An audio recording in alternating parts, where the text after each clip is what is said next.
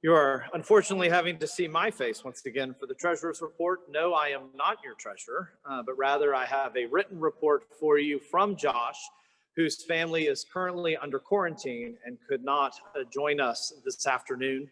And so in his place, he has sent me a written script to read to you. I probably should have read it more carefully ahead of time so that in case it has things about me, but I'm hopeful that he kept it serious. And so here we go. This is a note from Josh Pessis, treasurer, providing a high-level overview of the treasurer's report for 2020.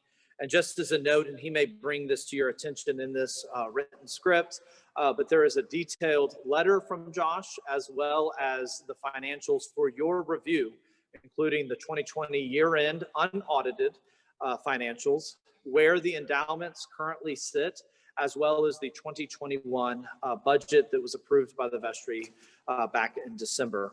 And so without further ado, here is Josh's treasurer's report.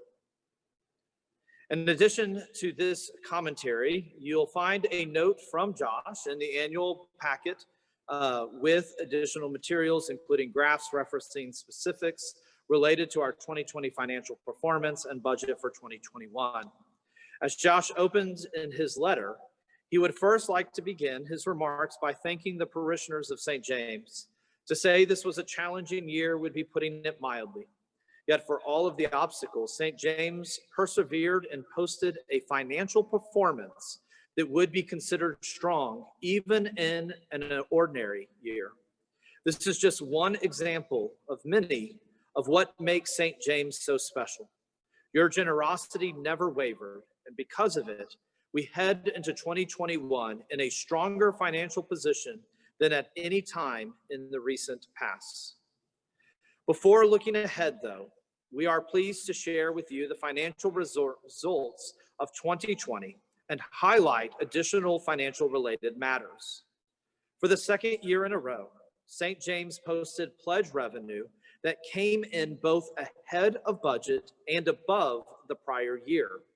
In 2020, pledge income was $1.15 million, 41,000 above budget, and 53,000 above 2019.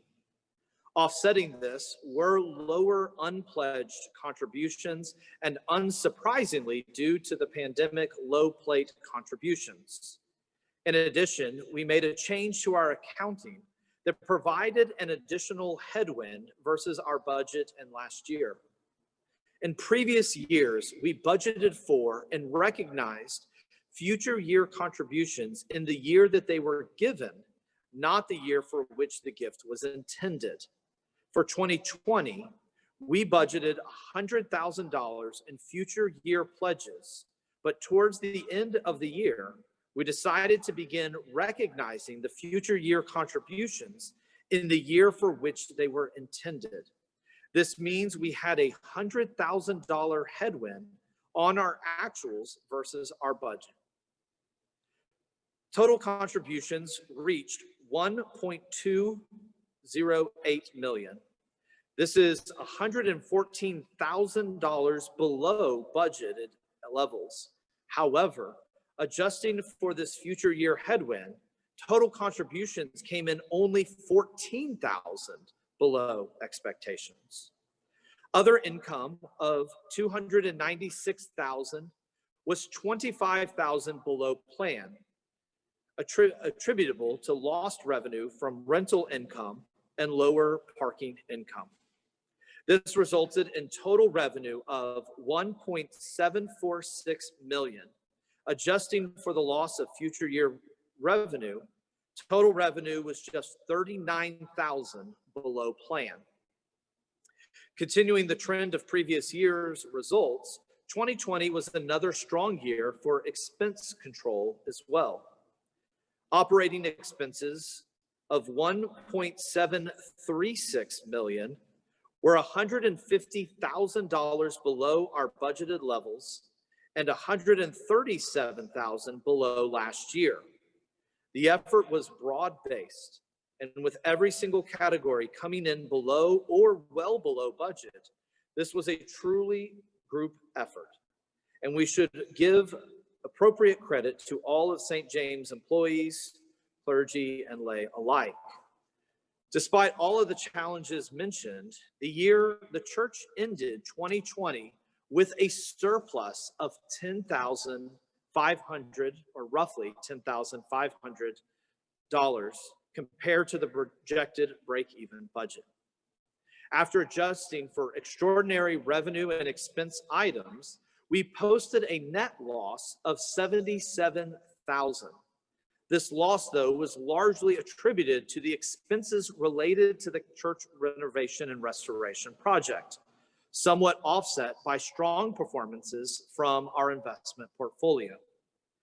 With respect to our balance sheet, at the end of 2020, our investments, including our liquid securities portfolio at JP Morgan, totaled $4.9 million. This is down from $5.8 million the previous year. As we have discussed in the past, though, we decided to proceed with the church renovations ahead of the planned capital project to fund our capital campaign to fund it. Accordingly, as these expenses arose in 2020, we used a portion of our investments to fund them on a short-term bridge loan purpose, with the intention of paying ourselves back over time as the capital campaign funds began to come in. Thus, even though we experienced positive investment performance this year, our investment portfolio is lower year over year due to this loan to ourselves. The church remains, though, debt-free to outside creditors. Lastly, of note on the balance sheet, the church applied for and received a $191,575 loan as part of the federal government's payroll protection program, otherwise known as the PPP. These funds were used by the church to compensate employees, ensuring that we maintained our staffing during the pandemic. These funds were a great help, not only in assisting us in retaining our staff during a tumultuous time, but it allowed us to take the hit, so to speak, of moving the future year contributions to 2021 without a serious adverse impact to our financial position, getting us more in line with preferred accounting conventions. As most of you know, the PPP loans are forgivable, assuming that the funds were used for the specified intended purposes. Thanks to our bookkeeper, Cheryl O'Lind, and our outsourced accounting partners at V. Graham, we were able to submit a timely application for forgiveness and were granted full forgiveness at the end of last year. As we look ahead to 2021, we were encouraged by the results of our stewardship campaign, particularly since we are still living in a pandemic. In December, we were able to present and pass a budget for the upcoming year.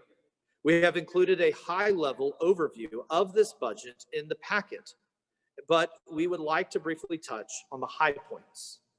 For 2021, we forecast another break-even budget that includes some of the following assumptions. Pledge income of $1.21 million, up $100,000 over last year's budget. This delta represents, though, the future year pledge income that was moved from 2021 or from 2020. Total revenue of $1.862 million is down $23,000 from last year's budget on lower planned parking income and the assumption of zero rental income from the third floor of the ministry center. Aside from lower lay and clergy comp, most expense items are expected to be flat or slightly above 2020's budget, resulting in a total expenses of $1.862 million, again representing a break-even budget. In closing, Josh wanted me to reiterate the point that he has made in the past, that now this is awkward now that I'm reading this because it's about me, but that under Father Duncan's direction, we continue to make great strides to better position ourselves for the future of St. James Church, and hopes that you all share in that optimism. And most certainly, none of this would be possible without your support and generosity. Once again, Josh thanks you for the opportunity to serve as your treasurer. And if you have any questions or concerns, please do not hesitate to reach out to him. And if you need his contact information, if you don't already have it, please reach out to the church office and we will pass it along.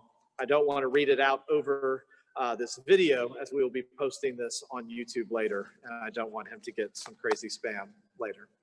And that ends Josh's report of financials. If there are any questions, I will try to do my best to answer them without Josh here, but I would again encourage you to reach out to Josh if you have any questions or concerns or anything of the such.